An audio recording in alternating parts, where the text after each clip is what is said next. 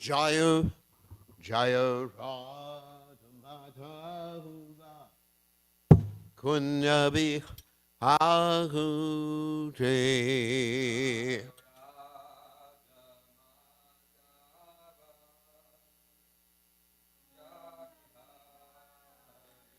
Jaya Radha Madhava Kunya Bihagute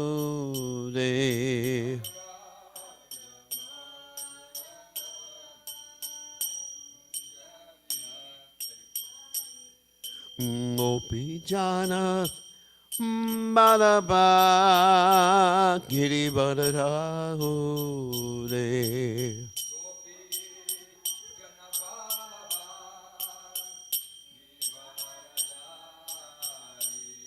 Gopi Jana Balaba Giri Badarahude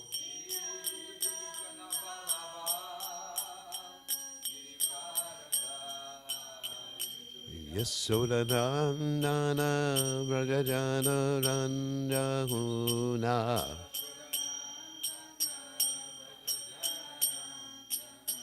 Yasodanandana Brajajana Ranjana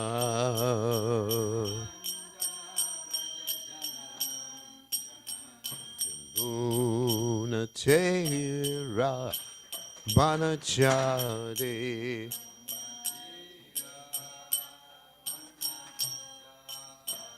Yamuna Tera Manachari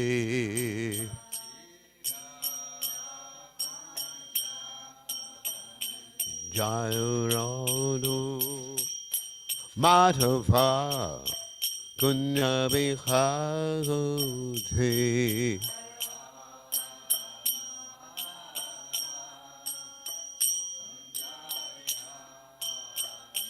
Jayarano Madhava Kunya Bihagute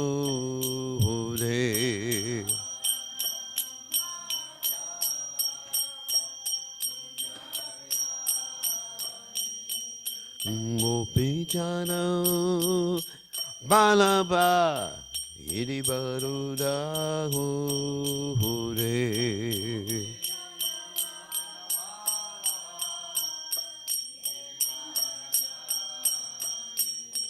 Gopi Jana Balaba Iri Baruda Hure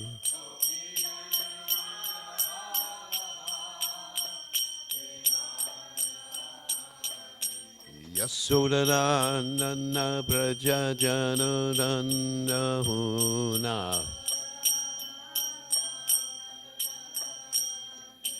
Yasodanandana Prajajana Dandana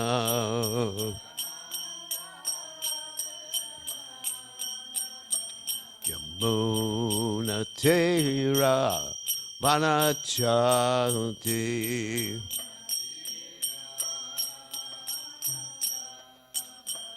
Yamuna Tera Manachari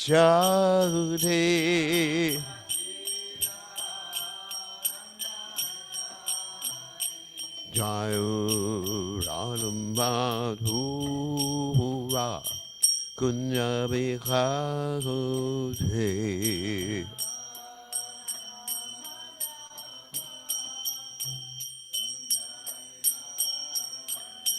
Jayuranumadhura Kunya Bihagute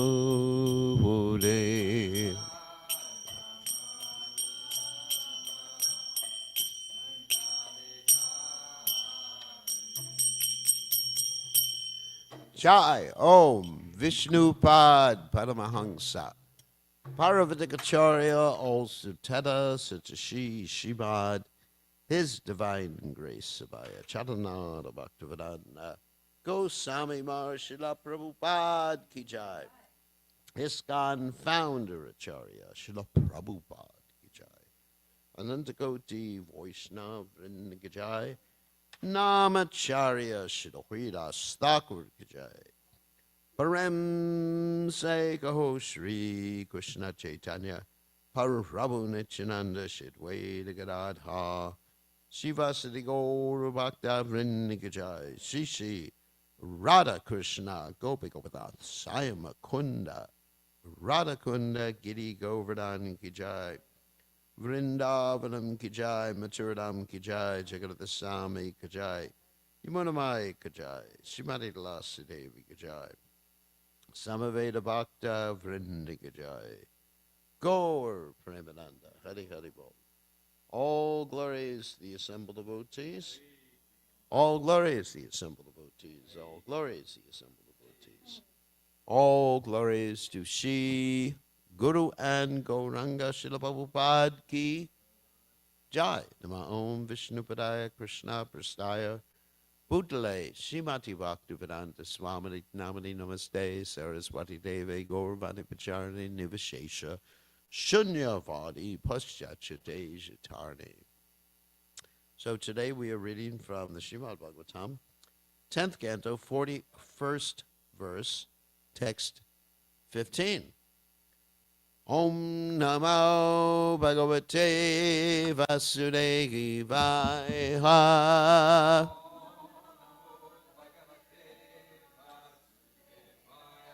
Om Namo Bhagavate Vasudevaya. Om Namo Bhagavate Vasudevaya.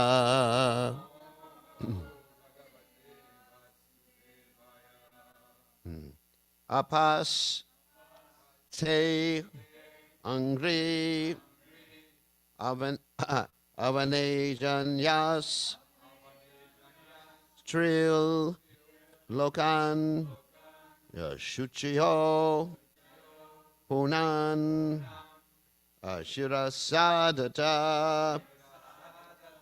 ya sharvaha swar yata sagarat majaha apastengre avanejanyas trilokan shuchayo punan shirasadataya sharva swaryata sagaratmajaha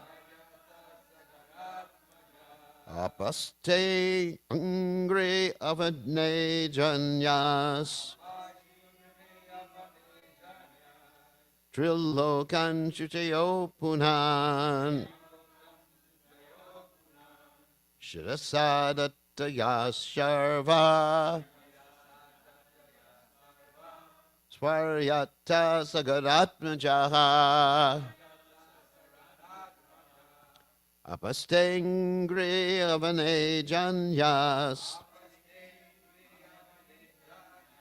trilokan shuchayo punan shirasadataya sarva swaryata sagaratmajaha. Okay.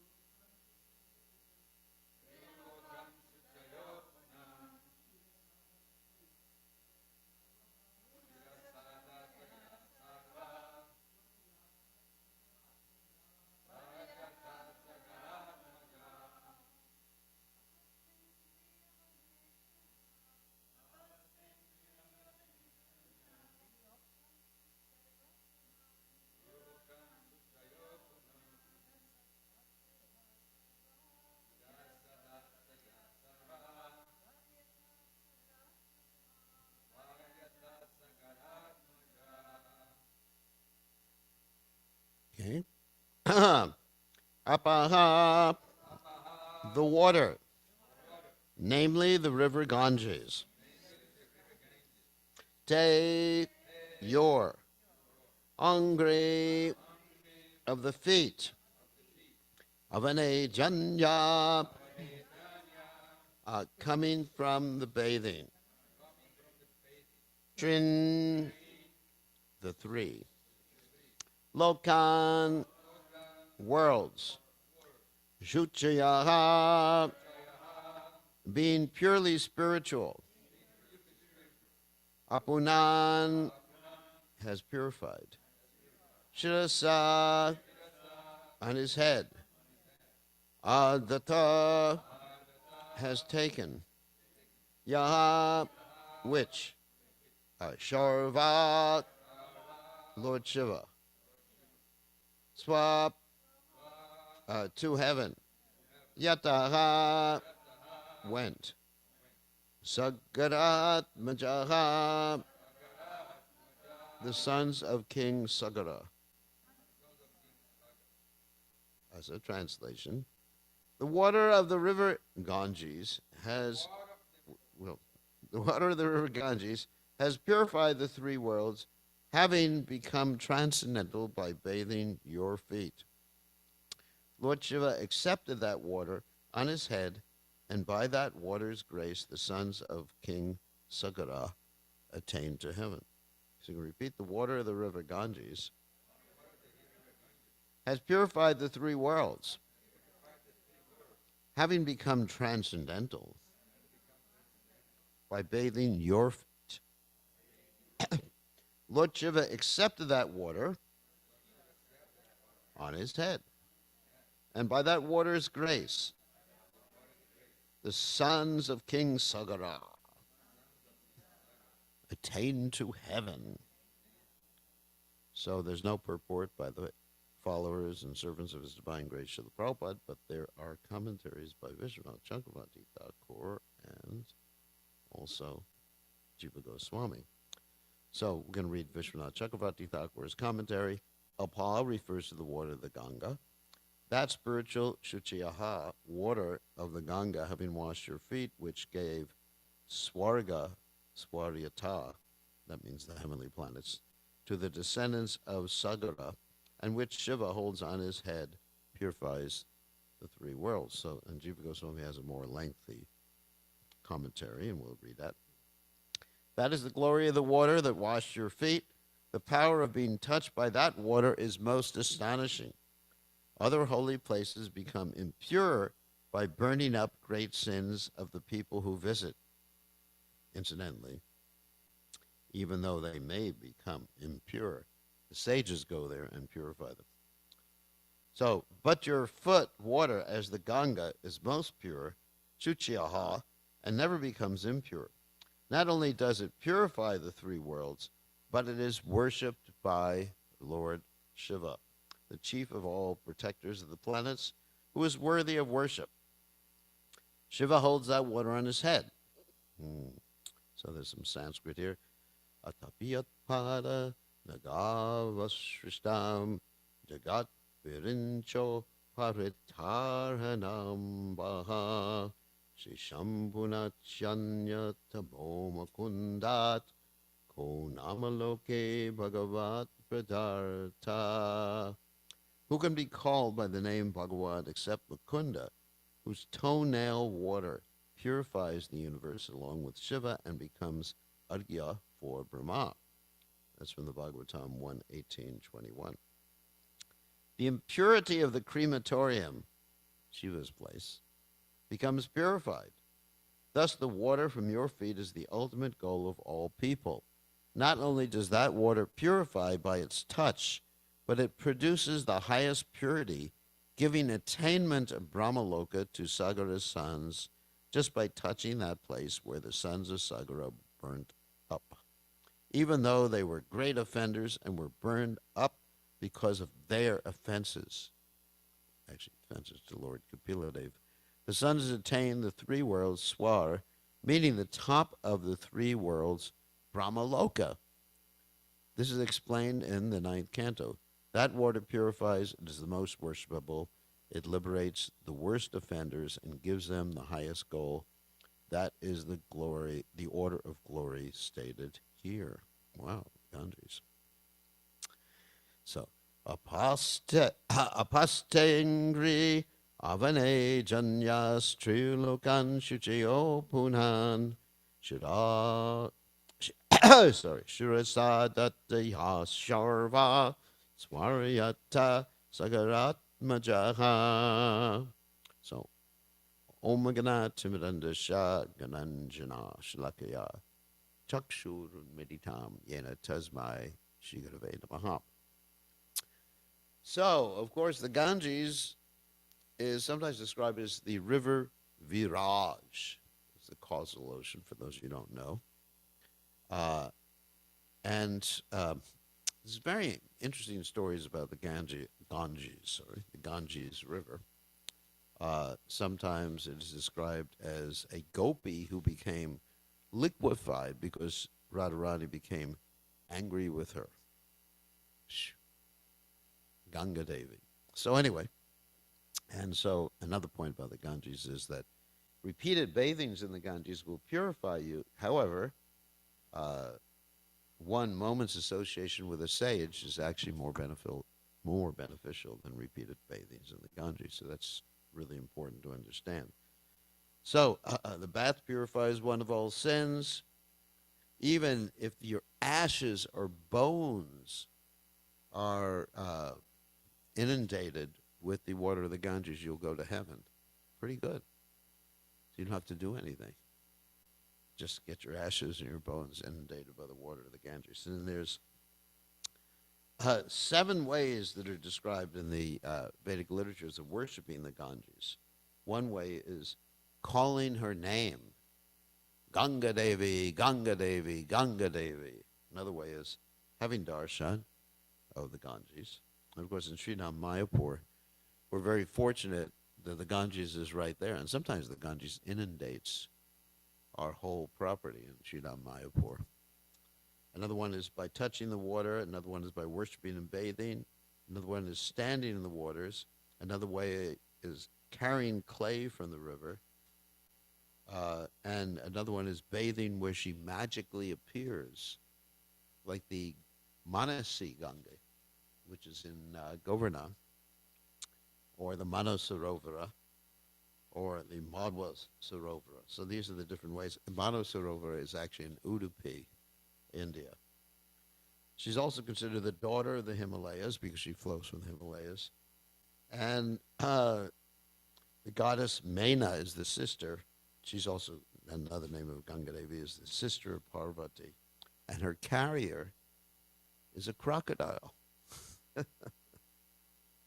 And her water is called Patita Pavani, just like Lord Chaitanya Mahaprabhu is called what?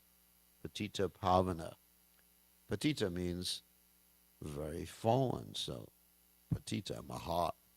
Just like someone said to me the other day, you're a great soul. I said, no, I'm Mahapatita. Lord Chaitanya is Mahaprabhu, I'm Mahapatita. So, Mahapatita Pavani. So a person who bathes in the Ganges is purified externally and internally. Spiritual and all material diseases are gotten rid of by bathing in the Ganges. So we glorify the Ganges today. And so the Ganges actually filled up the whole ocean. When the Ganges came down, we're going to go to the story about King Sagara in a second. When the Ganges came down, she actually filled up the whole ocean bed. So in one sense, the ocean itself has some mixture of Ganges water in it. So bathing in the ocean, if you can't go to the Ganges, you can bathe in the ocean. So I know you like that. But we have a bottle of Ganges water in our house, which is more efficient. So anyway, so here's the story, that once upon a time, the ocean bed was actually dried up by Agastya Muni because there were demons hiding in the ocean, so it was necessary for the demigods to, and especially Agni Dev, to defeat the demons. So, therefore, There was just like a dried ocean bed, and so that was filled later on by the Ganges River. So, and so the story of the Ganges coming down is very interesting. Ganges coming down into the universe. It involves the story of Bali Maharaj and Lord Vamanadeva, and we know, I'm not going to tell that whole story now, that Bali Maharaj offered Lord Vamanadeva 3 steps of land, and that was opposed by Bali Maharaj's spiritual master Shukracharya, but Bali Maharaj, being faithful to his word, gave the 3 steps of land, or offered the 3 steps of land, and Lord Vamanadeva, he took 1 step, covered the earth. The second step, he actually covered the whole universe and kicked a hole in the universe, and then the Ganges came down from his kicking, and it washed his lotus feet. Also, sometimes the Ganges is described as the perspiration from Lord Vishnu's lotus feet. So here's how it came down. The Ganges, after it's described in the Bhagavatam, after 1,000 millennia, goes to Dhruvaloka. And the 7 sages, they're called the Sapta Rishis, hold the Ganges water on their head. Then the 7 planets, goes to the 7 planets near Dhruvaloka, celestial, and there's some celestial arrangement. It's described airplanes, of course not airplanes like we have that can't carry that much, arranged to carry the Ganges or transport the Ganges to Chandraloka. Then it goes to Brahma's abode atop Meru, Mount Meru, and then the Ganges divides into 4 branches. The Alaknanda flows south side of Hemakut Mountain and Himakut, and then to Bhartavasha, and then his other part, the Mandakini Ganges, flows in heaven, and then the earth, actually it's called Mandakini in the heaven, and that's the Ganges that Nalakuvara and Manigriva were bathing in when they got in trouble, and they got cursed to be trees. And then the earth, of course, is called the Ganges, and then she flows in the nether regions, the low regions of the universe. So and in India, the main bathing places for the Ganges are the place called Gangotri. Also, there's Gomukh. But Gangotri, Haridwar, when the Ganges hits the plains, Allahabad, that's where the Triveni is, the 3 rivers, the Saraswati, Ganges, and Yamuna, enter together. Actually, it's interesting that even in the Himalayas, there are some small rivulets or branches of the Ganges and the Yamuna that interact with each other. Because sometimes it's described that Hastinapur was on the Yamuna, and sometimes described on the Ganges. So I was thinking about that, and we were discussing this in class. But actually, they mix with each other even in the Himalayas. There's actually smaller branches, and if you look at the satellite maps and all the maps, you actually see these branches interact. So the Ganges and Yamuna interact with each other. So here's the story of King Sagara. Of course, the word Sagara means with poison. And the reason he's called with poison, King Sagara, the king with poison, it's interesting, Sagara, with poison, is that once upon a time there was his father, and his father was named King Bahuka, and he died prematurely, but one of his wives, he had many wives, was pregnant. And the other wives, naturally, were very happy. No, they weren't very happy. They were very envious that one wife was pregnant. None of the other wives had any children or were pregnant. So what they decided to do is they poisoned that one wife, so or co-wife of them. So that wife would actually have a miscarriage or an abortion, as the case may be. And the child was stillborn, and he was born with poison, in spite of the poison. And this King Sagra had two wives, Sumati and Keshini, and they worship Lord Shiva, the wives. And Lord Shiva predicted that Sumati would have many, many, many, many, many, many, many sons. And Sumati gave birth to a lump. I mean, this sounds really incredulous, but it's there, you know. They were very expert in things. Sumati gave birth to a lump of flesh, which resembled a pumpkin. And there was a voice from the sky. It said, divide this up and put all these different little particles or flesh or whatever into ghee pots and keep them warm. And so that lump of flesh became 60,000 sons. Oh my God, that's a lot of sons. And they were all evil. Phew. Evil, evil. They had mystic powers. They could fly in the sky. They were committing offenses and everything like that. And so King Sagara, the one who was born with poison, decided to perform a horse sacrifice. And what happens when you're performing a horse sacrifice? Of course, horse sacrifices are prohibited. Ashvamedha, Gomedha are prohibited in Kali Yuga, as well as the taking of sannyas. That's why in ISKCON we had so much trouble. So anyway, except for preaching. So what happened is the horse was kidnapped by Indra. The whole idea of the horse is not just to sacrifice the horse. The horse actually gets a new life, a rejuvenated life. But even before the horse is sacrificed, it's actually a challenge horse. The horse wanders everywhere, followed by the king's soldiers or representatives of the king or the relatives of the king.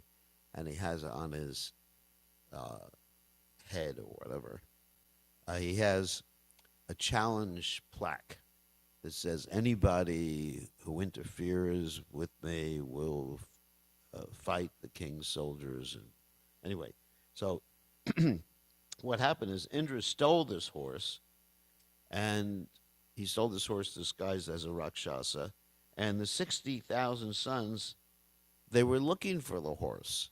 They were sent by their father to look for the horse. They dug a hole in the ocean bed, trying to find the horse. Finally, they came to where the horse was. The horse was actually put in the ashram of Kapila Dev, the same Kapila Dev that's in the third canto of Srimad Bhagavatam. And so when they saw the horse in Lord Kapila Dev's ashram, they got angry at Lord Kapila Dev. So some of the commentaries say that Lord Kapila, this is, which we don't accept, that Lord Kapila Dev became angry and burnt them to ashes, but other commentaries say that their own anger burnt them because of their offenses. Because one commits an offense against the Supreme Personality of Godhead or the Supreme Personalities of Godhead's devotees. One's good fortune becomes burnt up. So they were burnt by their own offenses, not by Lord Kapila Dev. So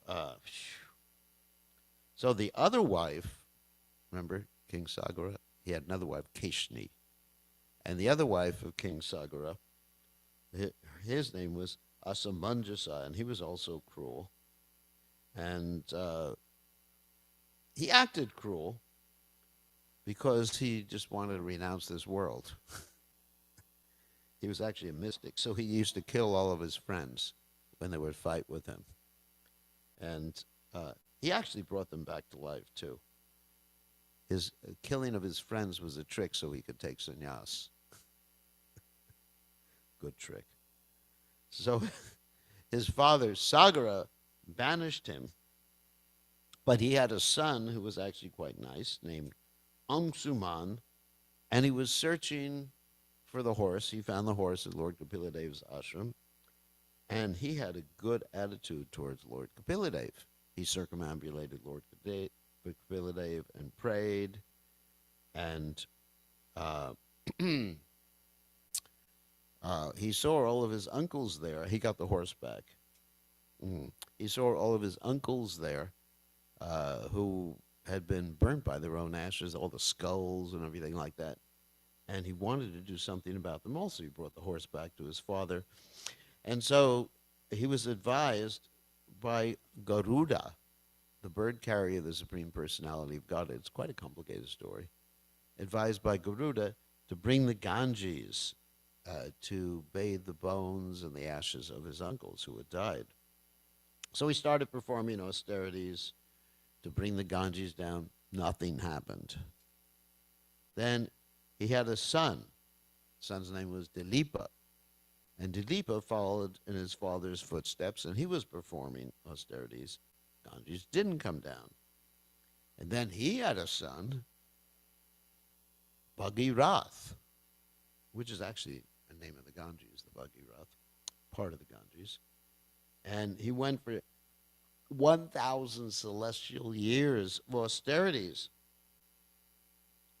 And finally, Ganga Devi, the personification of the Ganges, appeared before him. And also Lord Brahma appeared before him at the same time. And Ganges said, I don't really want to come down there to the Earth planet. For two reasons. My force will split the Earth planet. And the second reason is all these rascals, especially in Kali Yuga, will bathe in me.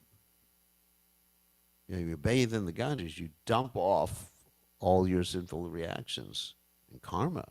It's like you touch a great saint's feet, you're dumping your karma on them. And the great saint can get sick. That's why, because I'm not a great saint. When someone touches my feet, I touch them on the head, and it just sort of like goes back to them. Another strategy I have for giving people bad karma, my karma, is that I'm very happy when someone insults me. Because in the Mahabharata it says if someone insults you and you don't react, don't get angry, and you're compassionate to them, you get all their good karma and they get all your bad karma. Pretty good, isn't it? So I just encourage people to insult me. No, I don't do that. So that's how one should actually deal with insults on the internet, which is quite common right now, just for everybody. Rather than defending yourself, you just like soak it up. And you just pray for the person. Of course, you have to have some Krishna conscious perspective. So you pray for the person. And then, wow, you get empowered at that point. So the Ganges had these objections. And Bhagirath said, Lord Shiva, we will arrange by prayer to Lord Shiva, to have Lord Shiva break the fall of the Ganges.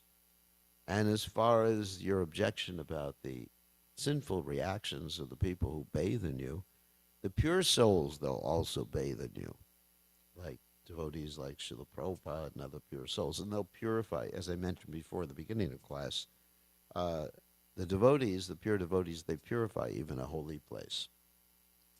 And they make a place that's not a holy place. Just like wherever Srila Prabhupada stayed, that becomes a memorial that you visit. And you can actually still feel Srila Prabhupada's presence. So then he began to perform austerities, and eventually Lord Shiva appeared, and Lord Shiva accepted the Ganges on his head. And there's a description in the Mahabharata and other Vedic literatures that the Ganges was actually quite proud that, she's so powerful that she needed Lord Shiva to stop her. And so Lord Shiva just like arrested her progress by keeping her on his head. And finally, after Bhagirath prayed, then Lord Shiva let the Ganges go, and the seven streams came, and Bhagirath drove his chariot before these streams. And then as the Ganges was coming down, and actually he wanted the Ganges to come down to the hermitage of Kapiladev, Lord Kapiladev, there was another great sage who actually became very, very angry because the Ganges was threatening to inundate his ashram. He got angry at the Ganges, and it's described he drank up the Ganges. Now, how he did that, I don't know. I mean, these all these incredible stories, but the material world is quite incredible. I mean, if you're a scientist even and you're doing some scientific examination of this material world, or a biochemist or a cellular biologist, you see how wonderful and amazing this material world is. So amazing things happen like this. So he stopped the progress of the Ganges, and then Bhagirath and the demigods prayed, and he let the Ganges go, and therefore the Ganges is also called the Janavi. That means the daughter of King, or not King, the sage Janu. So then, eventually, the Ganges came down to where the ashram of Lord Kapiladev was, and the sons of Sagara, that is the 60,000 boys who were evil, had their bones and ashes bathed, and they went to the heavenly planets. Mm. So, and the Ganges is so pure, and sometimes people question, how can the Ganges be pure? It goes through all these different cities, and there's all this different garbage dumped in the Ganges by the municipalities. But even when the scientists examine the Ganges, they say the Ganges is actually not only pure, but it's purifying. In other words, it gets rid of bacteria. So, anyway, that's the story about the Ganges. The source on the earth is the Gomukh, which means the mouth of the cow. And it's in a place called the Bhagirath Glacier, which is 14,000 feet above sea level. So that's the story told today in the Srimad Bhagavatam about the Ganges, and that's how the sons of Sagara got liberated or sent to the heavenly planets by having their bones bathed in the Ganges. So any questions or comments? Questions, comments? Yes. Touched on this a little bit. I mean, one of the reasons that people, modern people reject religion is these kind of stories. Fantastic stories. I mean, and this was one fantastic thing on top of another, on top of another, on top of like every single part that you told. Every single point is unbelievable. Was unbelievable. Yeah. So, you dealt with it a little bit just by saying that the world is unbelievable. But I mean, there's a lot of unbelievable things in this world. I mean, even Einstein talked about, not the Vedic literature so much, although he did appreciate the Bhagavad Gita, spooky action at a distance, where the spin of a particular electron around an atom can influence the spin of another electron around an atom thousands or billions of miles away. He talked spooky, he called it.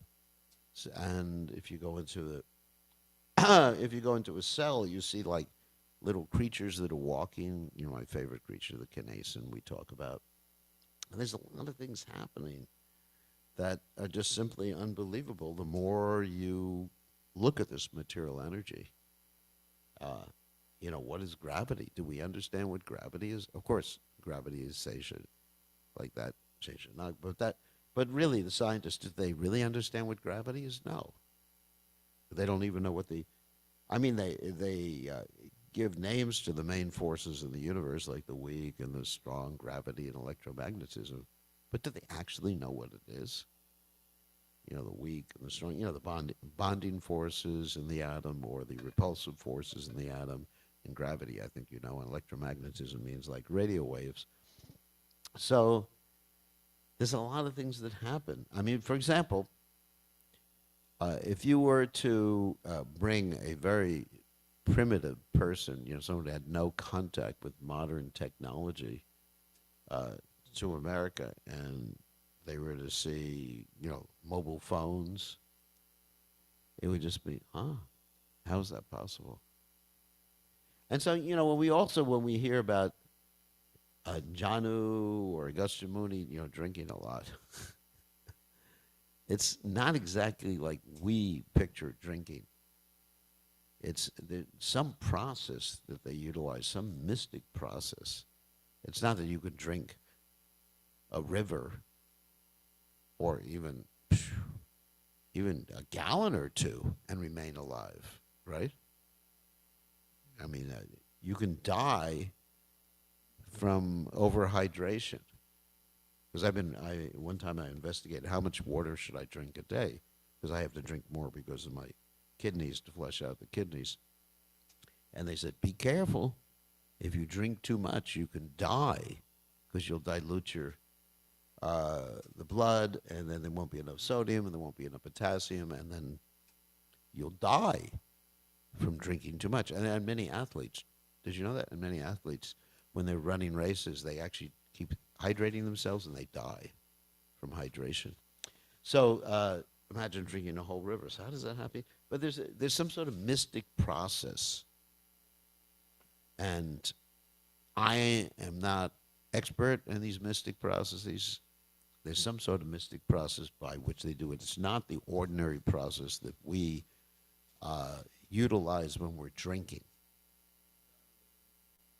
It's not real drinking. It's not that, it's going into his mouth, going into his intestines, and his stomach first, and intestines. No, it's just not happy. The word drinking is there, or sometimes we have the churning. You talk about Sagara's 60,000 sons, how that lump of flesh was divided into 60,000 parts. It's some sort of cloning. We talk about cloning. The scientists now are talking about finding the genetic material of the woolly mammoth. You've heard of that before? Woolly mammoth. Because they have these woolly mammoths that have been frozen whole in the Arctic. And they still have preserved all the genetic material. So they're going to take the genetic material and put it inside an elephant's egg. Did you know that? Really interesting. I'm just waiting for it to happen. Like Jurassic Park. I don't know if you've ever heard of Jurassic Park. None of you have heard of that. It's a movie. It's a series of movies. Jurassic Park. What? I would be interesting to get dinosaurs again. Anyway, so they're talking about it seriously, and I think it'll probably get done by the scientists. Create more problems for the world. And so they take the genetic material. So the same thing, put it inside an elephant's egg, and then an elephant's going to give birth to a woolly mammoth. So that's pretty amazing, isn't it? If you would explain that to people 200 or 300 years ago, they'd be amazed. Or let's take the hanger cults in the South Pacific. The hanger cults. Those are in the South Pacific during World War II. The Americans and the British and other people fighting the Japanese used to take over certain islands where there were a lot of primitive people, and they would make airplane hangars and airplanes, and they would come down, and they would give chocolate to everybody. Of course, that was nice. And they saw, these gods are coming from the sky. And, and then they began, after the Americans and British and others left, what they did was constructed like wood airplanes and started to worship the wood airplanes, thinking that this would invoke the presence of the gods, that the Americans, to come again and bring them chocolate instead of just going on Amazon and ordering some designer chocolate. So anyway, there's things that happen when there's more sophisticated. Sometimes it's described in very simple language, but there's much more sophistication going on with all these different things. Is that it? Like drinking the ocean. It's not really drinking. It's something else happening. It's not really churning someone, the thighs. Something else is happening that's a higher technology, but because of our inability to understand that higher technology, it's described in very simplistic terms. Does that make sense? Yeah. Okay. We are primitive, and we can't understand these things.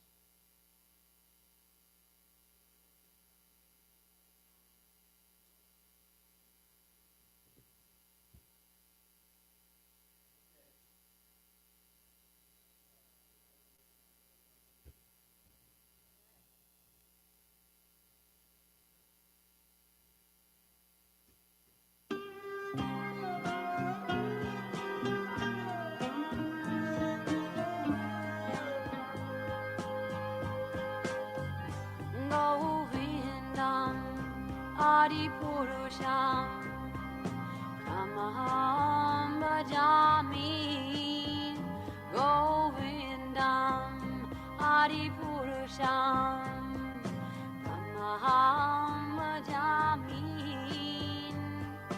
Govindam Adipurusham Tamaham Bhajami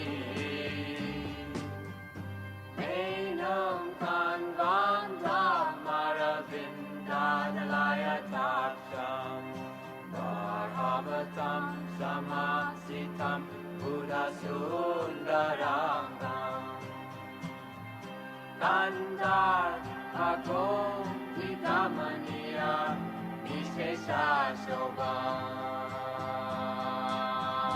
Govindam Adipurusham Tamaham Bhajami Govindam Adipurusham Tamaham Bhajami Govindam Adipurusham Tamaham Bhajami Angani Asa Sakale Priya Priti Manti Vasyanti Panti Kayanti Chiram Naganti Ananda Chinmaya Sadhu Jala Vigrahasya Govindam Adipurusham Tamaham Bhajami Govindam Adipurusham Tamaham Bhajami Govindam Adipurusham Tamaham Bhajami Govindam Adipurusham Tamaham Bhajami Govindam Adipurusham Tamaham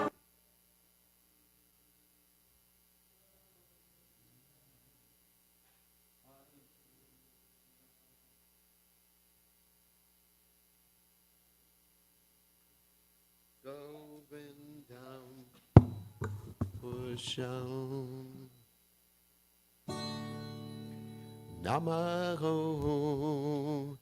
Vishnu Pajaya Krishna Prastaya Bhutale Shrimate Bhaktivedanta Samaniti Namine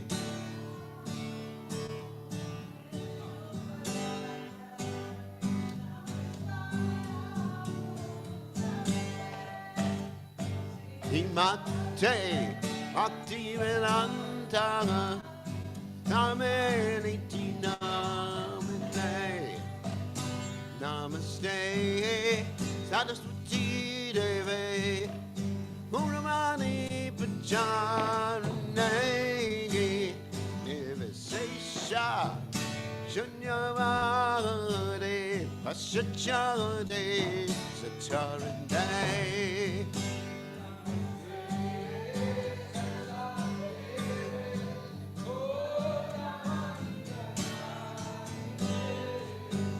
Nivesesha Sunyavate Vasyachade Jaya Shri Krishna Chaitanya Prabhu Nityananda Sri Advaita Gadada Siva Sade Gaurata Vrindana Sri Krishna Prabhu Nityananda Sri Advaita Gadada Siva Sade Gaurata Vrindana Sri Krishna Chaitanya Guru Ramanityananda Sri Advaita Gadada Siva Sade Gauranga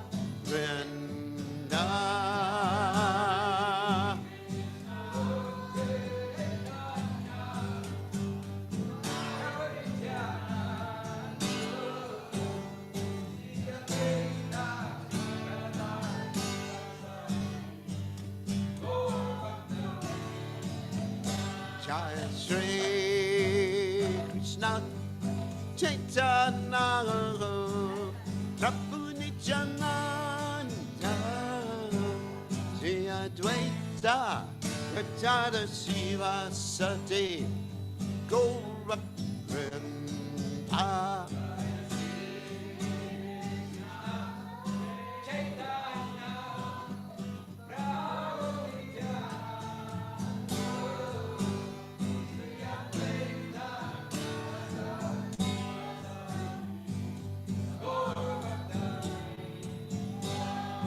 Hare Krishna, Hare Krishna, Krishna Krishna, Hare Hare, Hare Rama, Hare Rama, Rama Rama, Hare Hare.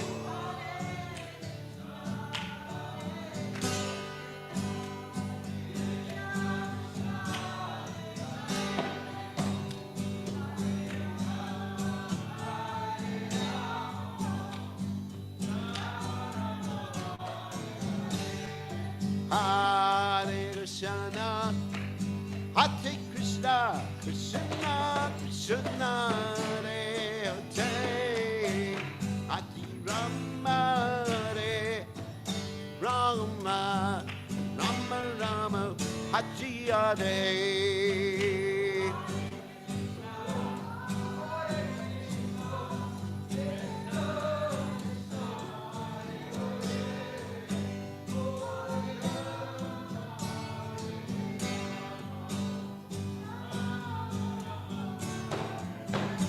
Hare Krishna, Hare Krishna, Krishna Krishna, Hare Hare, Hare Rama, Hare Rama, Rama Hare Hare.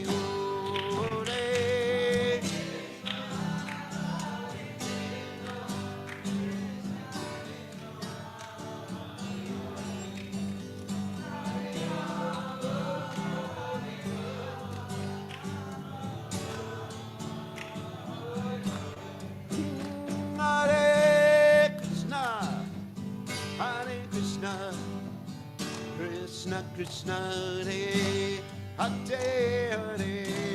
Rama, Hare Rama, Rama Rama, Hare Hare.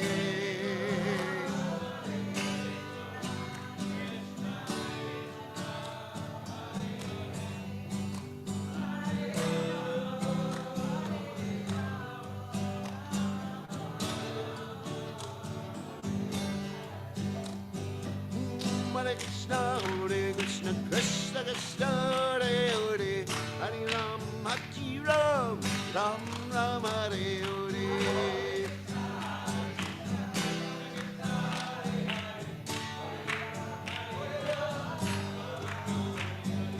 Hare Krishna, Krishna Krishna, Krishna Hare Hare, Hare Ram,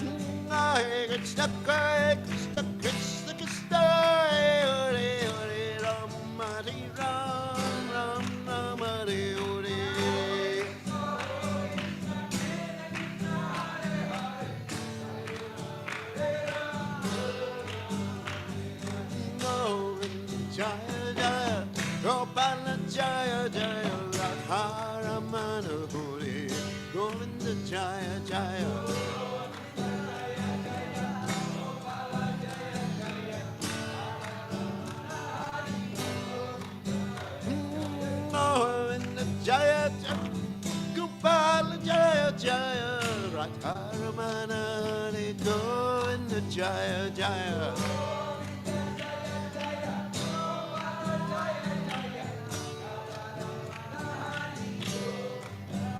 Jaya Radha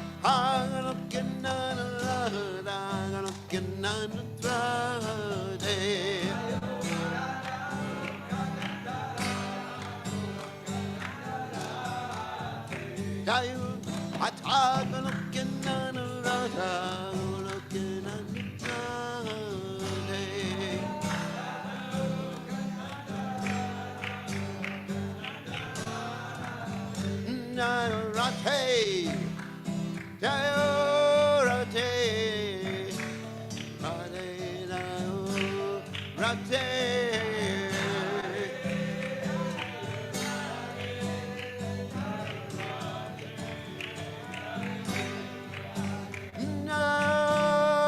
Radhe, Radhe, Radhe, Radhe, Radhe, Radhe, Radhe, Jaya Shri Radhe, Jai Om Vishnupad Paramahansa.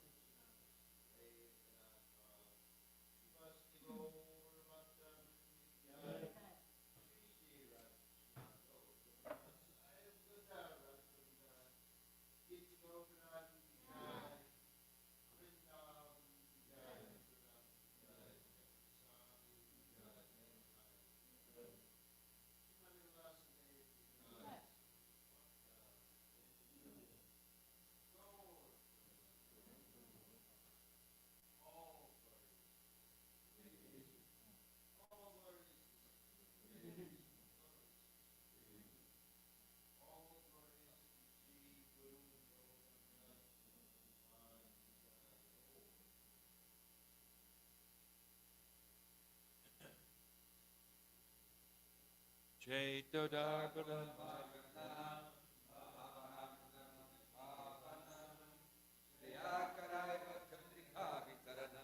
Vijavadu Jivanam Anandam Buddhivadanam Pratipadam Punamrita Savatma Snapanam Nirvidayate Sri Krishna Sankirtanam Namakari Baudan Nija Sarva Shakti Atrapita Niyamita Smarana Etad Yusiti Midrishami Hajani Nanuraga Trinada Pisunichena Torora Pisahishuna Amani Namana Dana Kirtaniya Sadahari Nadanam Nadanam Nasundarim Kavitam Va Jagadishakamaye Mama Janmani Janmani Ishvare Tad Bhakti Vitvayi Ainanda Tanuja Kinkaram Patitam Mam Vishame Bhavam Buddha Kripayata Bhagavada Pankaja Stita Duli Sadrashim Vachintaya Nayanam Galarusharaya Varanam Gadgadavardaya Gira Pulakarnishitam Vapukada Tavanama Grahane Bhavishyati Yuga Yatam Nimishena Chakshusha Pravashayana Shrunayatam Jagat Sarvam Govindam Virahename Ashlisha Padam Ratam Panastumam Adarshanam Marmahata Karotuva Yatatata Vavindato Lampato Mat Prananatastu Saeva Napara. Victory to the Sri Krishna Sankirtan, which cleanses the heart of all the dust accumulated for years and extinguishes the fire of conditional life, of repeated birth and death. This Sankirtan movement is the prime benediction for humanity at large because it spreads the rays of the benediction moon. It is the life of all transcendental knowledge. It increases the ocean of transcendental bliss. and it enables us to fully taste the nectar for which we are always anxious. O my Lord, congregational chanting of your holy name alone can render all benediction to living beings, and thus you have hundreds and millions of names like Krishna and Govinda. In these transcendental names you have invested all your transcendental energies. There are not even hard and fast rules for chanting these names. O my Lord, out of kindness you enable us to easily approach you by your holy names, but I am so unfortunate that I have no attraction for them. One should chant the holy name of the Lord in a humble state of mind, thinking oneself lower than a straw on the street. One should be more tolerant than a tree, devoid of all sense of false prestige, and should be ready to offer all respect to others. In such a state of mind, one can chant the holy name of the